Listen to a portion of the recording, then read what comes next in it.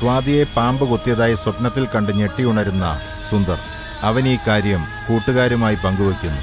ദക്ഷകി എന്ന സർപ്പമുണ്ടെന്നും അത് നമ്മളെ ഉപദ്രവിക്കാൻ ശ്രമിക്കുമെന്നും പറഞ്ഞ് കല്യാണി സുന്ദറിനെ ഭയപ്പെടുത്തുന്നു. ദക്ഷകിയുടെ ചരിത്രം രേണുകയോട് ചോദിക്കുന്ന സുന്ദർ, വൈഷ്ണവിയെ കാണാൻ പറ്റാത്തതിൽ വിഷമിക്കുന്ന രാഹുൽ, ദക്ഷകി ഒരു സർപ്പത്തോട് അയാളെ കൊല്ലാൻ ആവശ്യപ്പെടുന്നു. അതിൽ നിന്നും ഒഴിഞ്ഞു മാറുന്ന രാഹുൽ. ഇനി തുടർന്ന് കാണുക. സംഭവം അവിടെ വരെ എത്തിയോ? നീ ദക്ഷകയെ പറ്റി ഭയങ്കര റിസർച്ച് ആണോ നടത്തിയിരിക്കുന്നത്? എടാ, ഈ പ്രശ്നം നിസ്സാരമല്ല. ദക്ഷകയുടെ യഥാർത്ഥ കഥ കേട്ടിട്ട് നിങ്ങൾക്കൊന്നും തോന്നുന്നില്ലേ? തോന്നുന്നുണ്ട്. എനിക്ക് ചിരിക്കാൻ തോന്നുന്നുണ്ട്. എടാ, അപ്പൊ കാവില് ഞാൻ കണ്ട ആ പെണ്ണ് ദക്ഷകയാണെന്ന് നിങ്ങക്ക് തോന്നുന്നില്ലേ? ഞാൻ വിശ്വസിക്കുന്നില്ല. പിന്നെ ഇവൻ വിശ്വസിക്കുന്നുണ്ടെങ്കിൽ വിശ്വസിച്ചോട്ടെ. രാഹുലെ, ഞാൻ പറയുന്ന നീയെങ്കിലും ഒന്ന് വിശ്വസിക്ക്. എടാ ദയവ് ചെയ്ത് നീ ആ ദക്ഷകയെങ്കിലും ഒന്ന് വെറുതെ വിട്. അവൾ ആ പുറ്റിനകത്ത് സ്വസ്ഥമായി ഇരുന്നോട്ടെ. നീ ഇങ്ങനെ എപ്പോഴും ദക്ഷകി എന്ന് പറഞ്ഞുകൊണ്ടിരുന്ന ആ സാധനം നേരെ ഇങ്ങോട്ട് കയറി വരും. എടാ, കാവില് തൊഴാമെന്ന ഏതോ ഒരു പെണ്ണിന്റെ വളകിലക്കം കേട്ടിട്ട് നീ ഇത്രയും വലിയൊരു ദക്ഷകി ചരിത്രം ഉണ്ടാക്കുമെന്ന് ഞാൻ വിചാരിച്ചില്ല. എടാ, അതൊക്കെ നൂറ്റാണ്ടുകൾ പഴക്കമുള്ള കഥയാ. ദക്ഷകി കഥ എല്ലാവരും പറയുന്നുണ്ട്. അവളെ കണ്ടവരാരെങ്കിലും ഉണ്ടോ? എടാ, ഞാൻ കണ്ടതല്ലേ. നീ അവളെ കാവലി കണ്ടപ്പോ അവളുടെ നെറ്റിയിൽ ദക്ഷകി എന്ന് എഴുതി വെച്ചിട്ടുണ്ടായിരുന്നോ? എടാ മോനെ സുന്ദരെ, നാഗങ്ങളുടെ ചരിത്രവും ഭൂമിശാസ്ത്രവും ഒക്കെ അരച്ച് കലക്കി പഠിച്ച എന്നോടാണോ നീ ദക്ഷകിയുടെ കാര്യം പറഞ്ഞ് വിശ്വസിപ്പിക്കാൻ നോക്കുന്നത്? ഇവൻ ഈ മനയിൽ ആരോ ദക്ഷകിയുടെ കാര്യം പറഞ്ഞ് നന്നായി പേടിപ്പിച്ചിട്ടുണ്ട്. എനിക്കിവിടെ വൈഷ്ണവിയുടെ കാര്യം ഓർത്തിട്ട ടെൻഷൻ. അപ്പോഴവന്റെ ദക്ഷകി. എന്നാ നീയൊക്കെ ഞാൻ പറയുന്നത് വിശ്വസിക്കണ്ട. ഒരു ദിവസം നിന്റെയൊക്കെ കൺമുന്നിൽ ദക്ഷകി കാണും. ദക്ഷകി പാമ്പായി മാറി നിന്റെയൊക്കെ തലയ്ക്ക് മുകളിൽ അവള് വന്ന് നിൽക്കും. അപ്പൊ വിശ്വസിച്ചാ മതി. അതിനു മുമ്പ് ഇതെല്ലാം കൂടെ തലയ്ക്ക് പിടിച്ചിട്ട് നീ തലയും കുത്തി വീഴാൻ നോക്കി നിനക്ക് കൊള്ളാം. എന്റെ ദക്ഷകി, ഇവന്മാരുടെ മുമ്പിൽ വന്ന് നിക്കണേ. ദൈവത്തെ തൊഴുതു വിളിക്കും പോലെ ദക്ഷകി വിളിക്കാത്തടാ. അതൊരു നെഗറ്റീവ് എനർജി സാധനോ. ഇപ്പൊ രാത്രിയാണോ സമയം? ഇവന്റെ വിളി കേട്ടിട്ട് ദക്ഷകി ഒരു നാഗമായിട്ട് ആ പുറ്റിനകത്തുനിന്ന് പുറത്തേക്ക് തലയെ നീട്ടി വരുമെന്നാ എനിക്ക് തോന്നുന്നത്.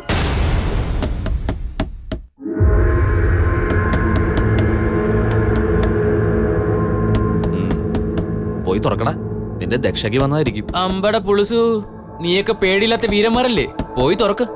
പോടാ, പോയി തുറക്കടാ. അങ്ങോട്ട് പോയി തുറക്കണം.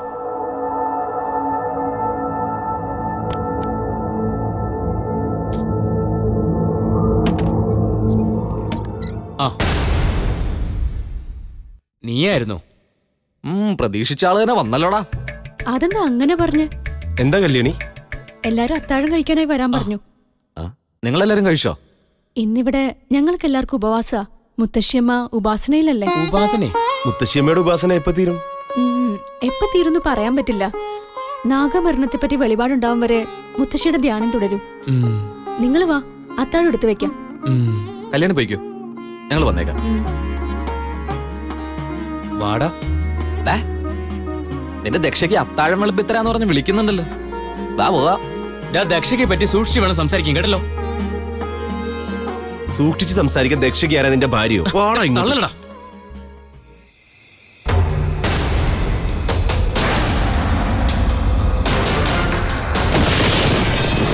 എന്നെ ബന്ധിച്ച ശിവശൂലം തന്നെ എന്നെ മോചിപ്പിച്ചിരിക്കുന്നു.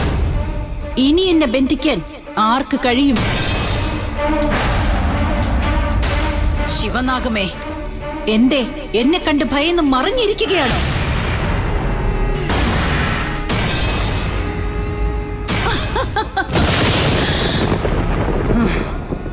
രാത്രിയിൽ ദക്ഷകി ശക്തിയാണ്, ഉന്മത്തയാണ്.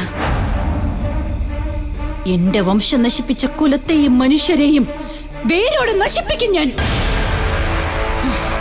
ഞാനിപ്പോൾ സന്തോഷവതിയായിരിക്കുന്നു. എന്റെ സന്തോഷം ഇല്ലാതാക്കാൻ ആർക്ക് കഴിയും? ഇനി എനിക്ക് ആനന്ദ നൃത്തത്തിന്റെ നാളുകളാണ്.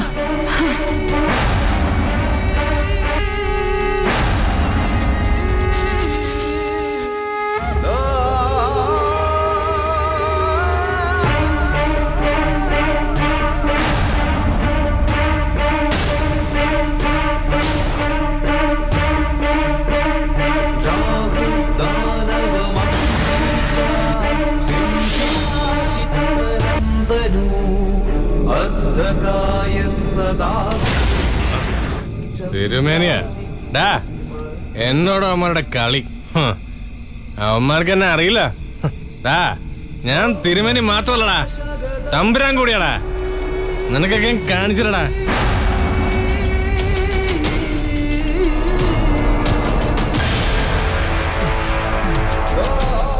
നാഗമെടുത്ത മുത്തച്ഛ, നിങ്ങളാണ് വില്ലൻ. പേടിപ്പിച്ച് ഭരിക്കാന്ന് വിചാരിക്കണ്ട, എന്നോട് നടക്കില്ല അത്. നാഗത്തിന്റെ പേരിൽ കുറെ ആൾക്കാരെ നിങ്ങൾക്ക് പറ്റിക്കാം, പക്ഷെ ഉണ്ണിയെ പറ്റിക്കാൻ പറ്റില്ല. നാഗം പോലും നാഗം. എനിക്കൊരു നാഗത്തെയും പേടിയില്ലടാ. ഞാൻ തന്നെ ഒരു നാഗമാടാ. കൊലയാളി നാഗങ്ങളെ വിളക്ക് വെച്ച് പൂജിക്കുന്ന ഇവിടെ ഉള്ളവർക്കൊക്കെ കിറുക്കടാ, മുഴുക്കിറുക്ക്.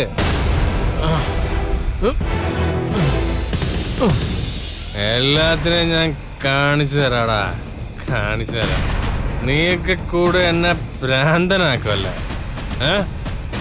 നാഗം പോലും. ഇതിനെല്ലാത്തിനും കാരണം മുത്തശ്ശനാ. അയാൾ ഒറ്റൊരുത്തനാ. ഈ നാഗമെടുത്തുകാർക്ക് സൽബുദ്ധി കാണിച്ചു കൊടുക്കണേ. നാഗമെടുത്ത് മനയിലെ സന്തതിക്ക് വെളിവ് നഷ്ടപ്പെട്ടു വരികയാണല്ലോ.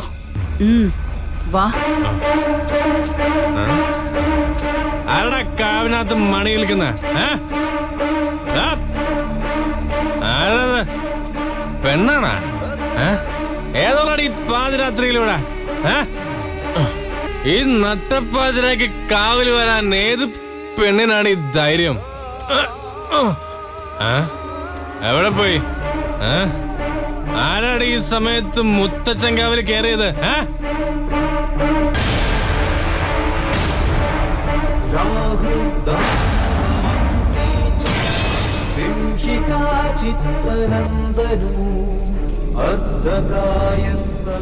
വാ, നീ എന്റെ പിന്നാലെ വാ. വാടാ. നാഗമെടുത്ത സന്തതിയല്ലേ നീ? നീയല്ലേ ആദ്യം വരേണ്ടത്. എന്നോട് പറഞ്ഞ മനസ്സിലാവില്ല. എവിടെ പോയി? എവിടെ പോയെന്ന്? ഒളിച്ചിരിക്കാതെ മുമ്പിൽ വാടി, ഇല്ലെങ്കിൽ ഞാൻ നിന്നെ ഓടിച്ചിട്ട് പിടിക്കും. മുമ്പിൽ വരാൻ.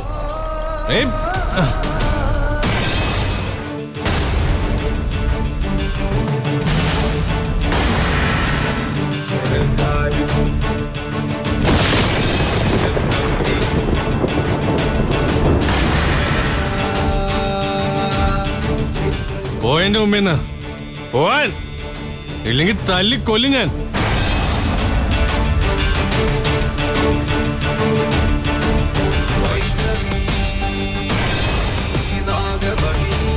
തല്ലിക്കൊല്ലും ഞാൻ. പോവാൻ വഴിമുടക്കാതെ മാറിക്ക.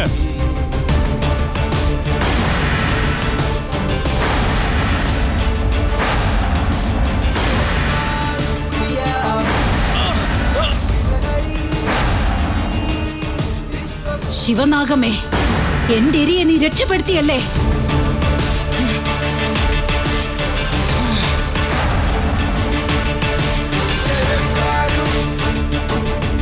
കല്യാണി, മുത്തശ്ശി നിർമാല്യ പൂജ കഴിഞ്ഞ വീണ്ടും നിലവറയിലെ ധ്യാനത്തിലാവും. എന്തായാലും രേണുവടുത്ത് എത്തിയിട്ടേ മുത്തശ്ശി നിർമാല്യത്തിന് നട തുറക്കൂ. നട തുറക്കുമ്പോ രേണുവടുത്തി മുമ്പിലുണ്ടാവണമെന്നല്ലേ പറഞ്ഞിരിക്കുന്നത്? നീ വേഗം നടക്കും. എന്താ രേണുവടുത്തി? ഒരു നാഗത്തിന്റെ ശീൽക്കാരൻ കേട്ട പോലെ തോന്നി. ഞാൻ കേട്ടില്ലല്ലോ. ഇപ്പോഴും കേട്ടൂല കല്യാണി? അതെ, ഞാനും കേട്ടു രേണുവടുത്തി. ഈ സമയത്ത് ഇവിടെ ഇത് പതിവില്ലാത്തതാണല്ലോ. കല്യാണി, നാഗ എന്തോ കാര്യം നമ്മളെ അറിയിച്ചതാവാം. രേണുവടുത്തി, നാഗം വിളിക്കണമെങ്കിൽ എന്തോ പ്രശ്നമുണ്ടല്ലോ. കാവിൽ എന്താ ഇപ്പൊ പ്രശ്നം? നീ വാ, നമുക്ക് കാവിൽ കയറി നോക്കാം. രേണുവടുത്തി, നാഗം. പേടിക്കണ്ട കല്യാണി, ഇത് ശിവനാഗ. എന്റെ നാഗദേവി. നാഗദേവി.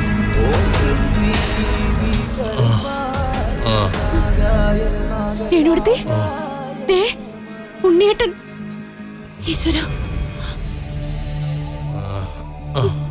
ഉണ്ണിയേട്ടാ, ഉണ്ണിയേട്ടാ, ഉണ്ണിയേട്ടാ, ഉണ്ണിയേട്ടാ, ഉണ്ണിയേട്ടാ, എഴുന്നേൽക്ക്. ഉണ്ണിയേട്ടാ, ഉണ്ണിയേട്ടാ, എന്നെ കാണിക്കണേ? ഒന്ന് എണീക്ക് ഉണ്ണിയേട്ടാ.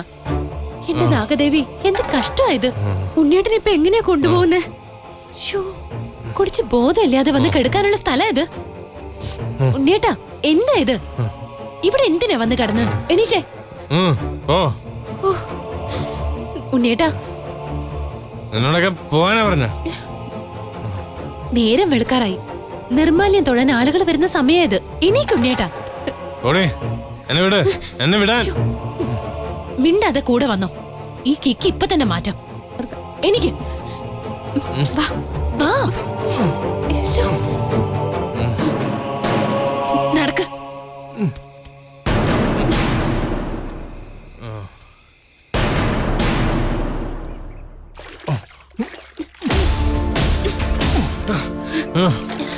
ഉണ്ണിയേട്ടാ, ഉണ്ണിയേട്ടാ, ഇത് ഞങ്ങളാ.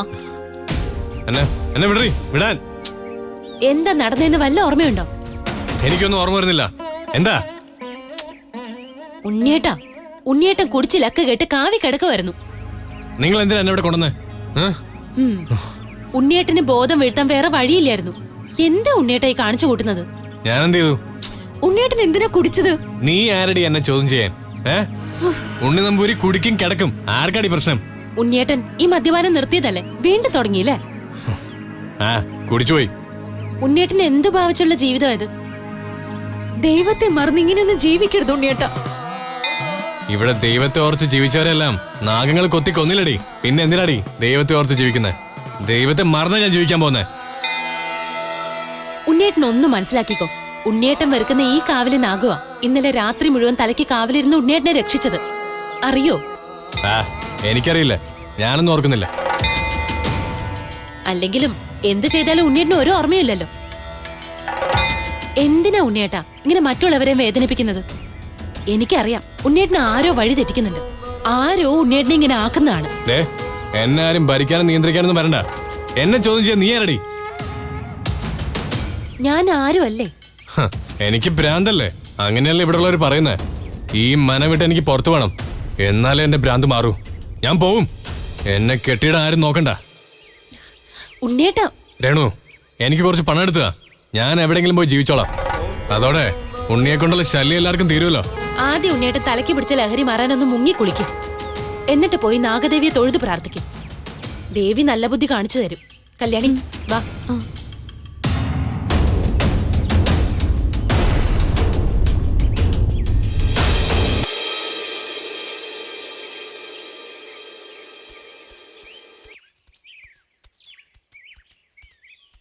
രാവിലെ ക്ഷേത്രത്തിൽ കയറണ്ടേ? ഇവിടെ നിന്നിട്ട് എന്താ കാര്യം? നിക്കടാ, നമുക്ക് ഉടനെ കയറി തൊഴാം. സ്വാതിയും കൂടി ഒന്ന് വരട്ടെ. എടാ, സ്വാതി വരാത്തതിൽ നിനക്കെന്താ എത്ര പ്രശ്നം? എടാ, അവള് വന്നില്ലെങ്കിൽ ഇവൻ വിഷമിച്ചാ പോരെ? എടാ, സ്വാതി വന്നാലേ കൂടെ വൈഷ്ണവിയും ഓ, കാണത്തുള്ളൂ. എന്നാ പിന്നെ വൈഷ്ണവി വന്നില്ലെന്ന് പറഞ്ഞ പോരടാ. ആര് വന്നാലും വന്നില്ലെങ്കിലും എനിക്കൊന്നുമില്ല. നിങ്ങൾ വന്നിട്ട് കുറെ നേരമായോ? ഇവിടെ ഒരാൾ നിന്നെ പ്രതീക്ഷിച്ച് നിൽക്കായിരുന്നു ഇത്ര നേരം. അത് വൈഷ്ണവി വരില്ലെന്ന് പറഞ്ഞു രാഹുൽ. അതെന്താ? അവള് മുടങ്ങാതെ ഈ സമയത്ത് തൊഴാൻ വരാറുള്ളതല്ലേ. ഇന്നെന്തു പറ്റി? അവൾക്കെന്താ സുഖമില്ലേ? അതിന്റെ ഒന്നുമല്ല, അവൾ അത്ര നല്ല മൂഡിലല്ല. ആ, ഇന്നലെ മുതൽ മുത്തശ്ശി ഉപമാസിരിക്കുന്നതുകൊണ്ട് മനയിലുള്ളവരാരും ആഹാരം കഴിച്ചിട്ടില്ല. ക്ഷീണം കൊണ്ടായിരിക്കും അവൾക്കൊരു മൂടില്ലാത്ത. സ്വാതി, നീ എന്താ അവളെ നിർബന്ധിക്കായിരുന്നത്? നീ വേണ്ട ഇതൊക്കെ മാറ്റിയെടുക്കാൻ.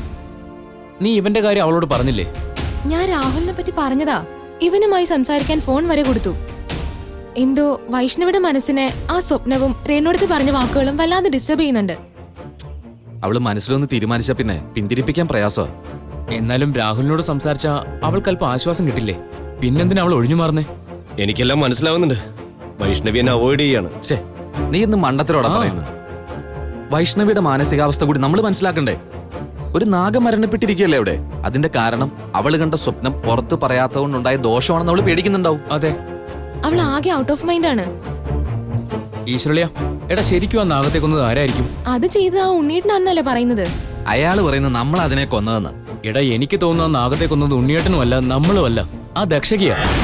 ഓ, തുടങ്ങി രാവിലെ തന്നെ അവന്റെ ദക്ഷകീപുരാണം. ഇനി നീ ദക്ഷകയെ പറ്റി ഒരക്ഷരം അങ്ങനെ മിണ്ടിയ നിന്റെ 2 കൈയും കാലും തല്ലി ഒടിച്ച് ആ നാഗപ്പുറ്റിൽ കൊണ്ടുപോയി കെട്ടിയിടും. അല്ലെങ്കിലും സത്യം പറയുമ്പോ നിനക്കൊന്നും വിശ്വാസം വരത്തില്ലടാ. നീ എന്താ ആലോചിക്കുന്നത്? വൈഷ്ണവിയും കൊണ്ട് ഈ മനയിൽ നിന്ന് എങ്ങോട്ടെങ്കിലും ഓടിപ്പോയാലെന്ന് ആലോചിക്കാൻ ഞാൻ. ബെസ്റ്റ്. എന്നാൽ ആ ഉണ്ണിയേട്ടൻ നിന്റെ പുറകെ വന്ന് കയ്യും കാലും തല്ലി ഒടിച്ച് ഇവിടുത്തെ കുളത്തിലിട്ട് മുക്കൂടാ. നീ എന്താണ് ഇങ്ങനെ ചീപ്പായിട്ട് ചിന്തിക്കുന്നത്?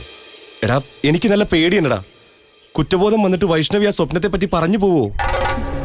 എടാ ഞാനില്ലേ അവളുടെ കൂടെ. അവൾ ആ കാര്യം ആരോടും പറയാതെ ഞാൻ നോക്കിക്കോളാം. മുത്തശ്ശിയുടെ വെളിപാടും മുത്തശ്ശൻ പോയിരിക്കുന്ന പരിഹാരവിധികളും അറിയാതെ വൈഷ്ണവിക്ക് ഒരു സ്വസ്ഥത ഉണ്ടാവില്ല. എങ്കിൽ പിന്നെ അതെല്ലാം ഒന്ന് ശരിയാവട്ടെ. വാ, നമുക്ക് തൊഴുതു വരാം. വാ രാഹുലേ.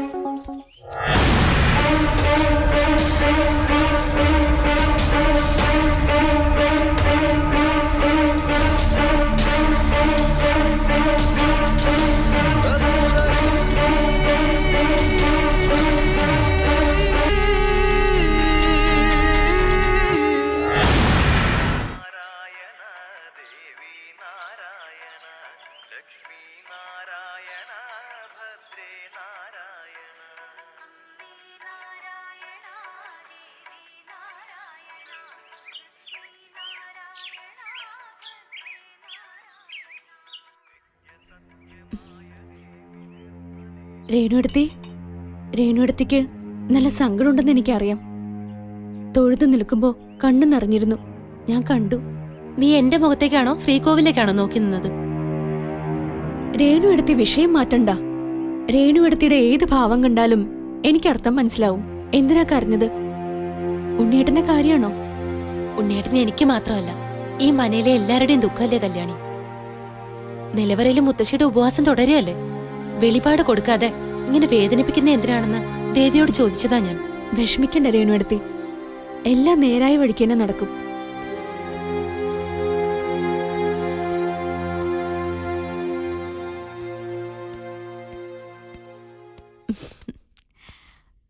ഉണ്ണിയേട്ടന്റെ മുഖത്തൊരു ചിരി ഇപ്പോഴാ കണ്ടത്.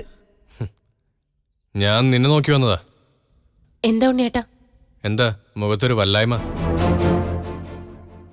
ഒന്നുമില്ല ഉണ്ണിയേട്ടാ. ഈ ഭാഗത്തേക്ക് ഉണ്ണിയേട്ടൻ വരാറേയില്ലല്ലോ, ഇന്നെന്തു പറ്റി? ഞാൻ ഇന്നലെ കുറച്ച് ബോറായിപ്പോയി. കുളത്തിൽ മുങ്ങിക്കുളിച്ച് ഫ്രഷായപ്പോ നിങ്ങളൊന്ന് കാണണമെന്ന് തോന്നി. നന്നായി ഉണ്ണിയേട്ടാ. ക്ഷേത്രമുഖത്തേക്കൊന്ന് നോക്കാൻ പോലും തയ്യാറാവാത്ത ഉണ്ണിയേട്ടൻ ഇന്ന് ക്ഷേത്രത്തിന്റെ മുമ്പിലെത്തിയല്ലോ, അത് മതി. ഇനി എന്തായാലും ക്ഷേത്രത്തിൽ കയറി നാഗദേവിയോട് തൊഴുതു പ്രാർത്ഥിക്കും. നാഗദേവി കടാക്ഷിച്ച ഉണ്ണിയേട്ടന്റെ ചിന്തയും പ്രവൃത്തിയും എന്തിനാ ഈ ജീവിതം തന്നെ മാറും. മാറണം. എന്റെ ഈ ജീവിത രീതി തന്നെ മാറ്റണം. എന്നാ പിന്നെ ഉണ്ണിയേട്ടൻ ക്ഷേത്രത്തിനുള്ളിലേക്ക് വാ, ഞങ്ങളും ഒപ്പം വരാം. അതല്ല ഞാൻ ഉദ്ദേശിച്ച മാറ്റം. പിന്നെ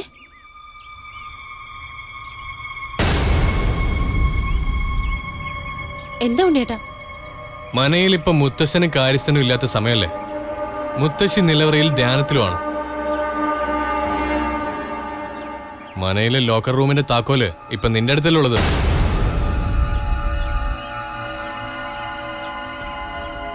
ഉണ്ണിയേട്ടൻ എന്താ ഉദ്ദേശിക്കുന്നത്? ആ താക്കോൽ എനിക്കൊന്ന് വേണം. ഉണ്ണിയേട്ടാ,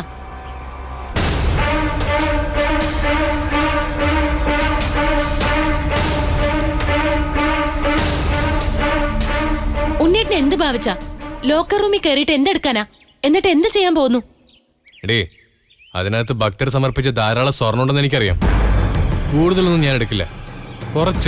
കുറച്ച് മാത്രമേ ഞാൻ എടുക്കുള്ളൂ. ഞാനും നീ ഇവളും അല്ലാതെ മറ്റാരും അറിയില്ല. നാണോ ഇല്ലേ ഉണ്ണിയേട്ടന്?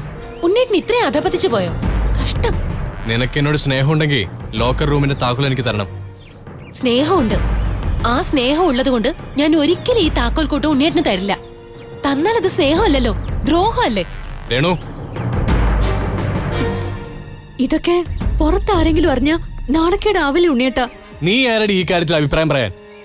മനയുടെ സമ്പത്ത് എനിക്ക് കൂടി അനുഭവിക്കാനുള്ളതാ. നീ താക്കോൽ കൂട്ടം തരുന്നോ ഇല്ലയോ? ഞാൻ തരില്ല. അപ്പൊ ഞാനിങ്ങനെ നശിക്കുന്നതാണോ നിനക്കിഷ്ടം? താക്കോൽ താ. ദയവ് ചെയ്ത് ഉണ്ണിയേട്ടൻ എന്നോട് ഇക്കാര്യം ചോദിക്കരുത്. ഇപ്പൊ പറഞ്ഞ ഇക്കാര്യം ഞാനും ഇവളും വേറെ ആരോടും പറയില്ല. ഈ ക്ഷേത്രത്തിന്റെയും മനയുടെ എല്ലാം അധികാരം ഇവരുടെ കയ്യിൽ നിന്ന് മറ്റാരുടെങ്കിലും അടുത്തേക്ക് പോവും. അന്ന് ഈ സമ്പത്തൊന്നും ഇവിടെയുള്ള സന്തതികൾക്ക് അനുഭവിക്കാൻ യോഗം കാണില്ലടി. അത് നീ ഓർത്തോ, കേട്ടോടി.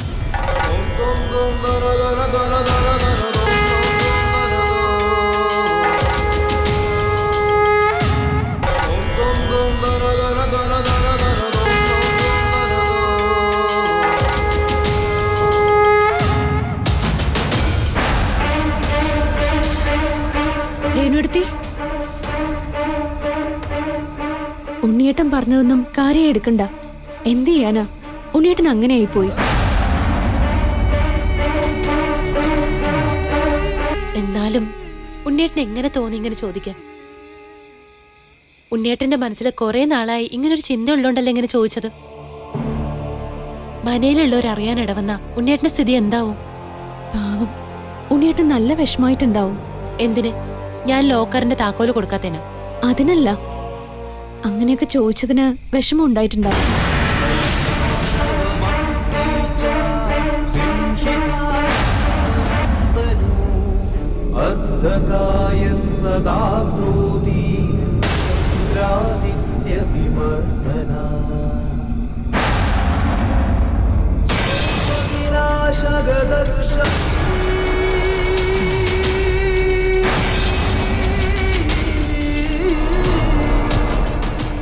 ഇനിയിപ്പോ ആരും ഇക്കാര്യം അറിയേണ്ട കല്യാണി. ഉണ്ണിയേട്ടൻ നമ്മളോട് ഇങ്ങനെയൊന്നും സംസാരിച്ചിട്ടില്ല എന്ന് വിചാരിച്ചാ മതി. നീ വാ പോവാം.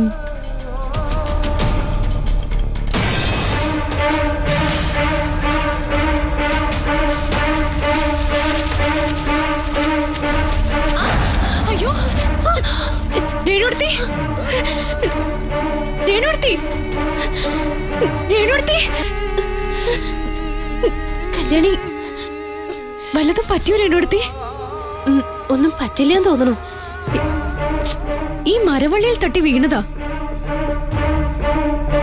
ഇതിവിടെ ഇല്ലായിരുന്നല്ലോ, ഇപ്പൊ എങ്ങനെ വന്നു? ഉണ്ടായിരിക്കും. രേണുവടുത്തി ഇതിൽ തട്ടി വീണപ്പോഴല്ലേ നമ്മൾ അറിയുന്നത്. ശരി, വാ പോവാ.